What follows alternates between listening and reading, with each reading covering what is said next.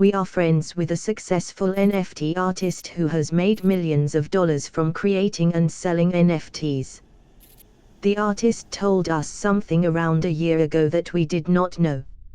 Namely that NFTs are not in fact stored on the blockchain. Rather they are hosted on centralized cloud hosting providers, which can be turned off at any time. It is the certificate of ownership that is stored on the blockchain, and not the NFT artwork or other asset itself. Here is a clip from the podcast What Bitcoin Did, where the guests, who are both Bitcoin maximalists, explain why NFTs do not need to be decentralized like money does. You have these NFTs which are utterly incomprehensible, completely they're in these platforms like for example OpenSea.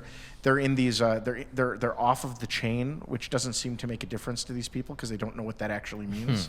If they were even more than that, if you go one deeper, being on chain wouldn't even change the nature of them. You still that wouldn't actually make it better because you still wouldn't own the thing. Other people could still download the thing. Right click. Yeah. You right click. Exactly. And so putting it on the chain doesn't make it more secure.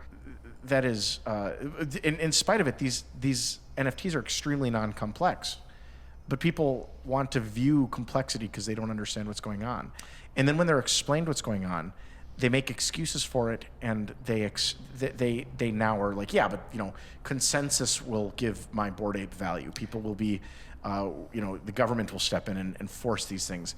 Meanwhile, I'm sitting here thinking, if I were Christie's and I saw a need for this in the blockchain space, I would start making like an NFT database where you can upload your art for a cost, and they will hold it, and it's the Christie's NFT database. This is a perfect example. Why does OpenSea even bother with the air of decentralization when they could just be much better, much faster, much more efficient in a totally centralized fashion? This to me would be like the rational way to do NFTs, and they don't want to do that because for some reason blockchain has to be involved, and it's because they want it to be complex. But this is very simple. Well, no, but it's to give purpose to the blockchains. Yeah, the Ethereum blockchain in particular is a problem looking for a solution, right? Or is a solution looking for a problem. And they keep developing these ERC protocols and whatnot in order to basically provide solutions to things that nobody actually wants. And maybe they do want them ultimately, but things that are not useful for a blockchain to do. To be clear, when you buy an NFT, you own a digital signature which confirms that you own the asset. But the asset itself is stored on a centralized server.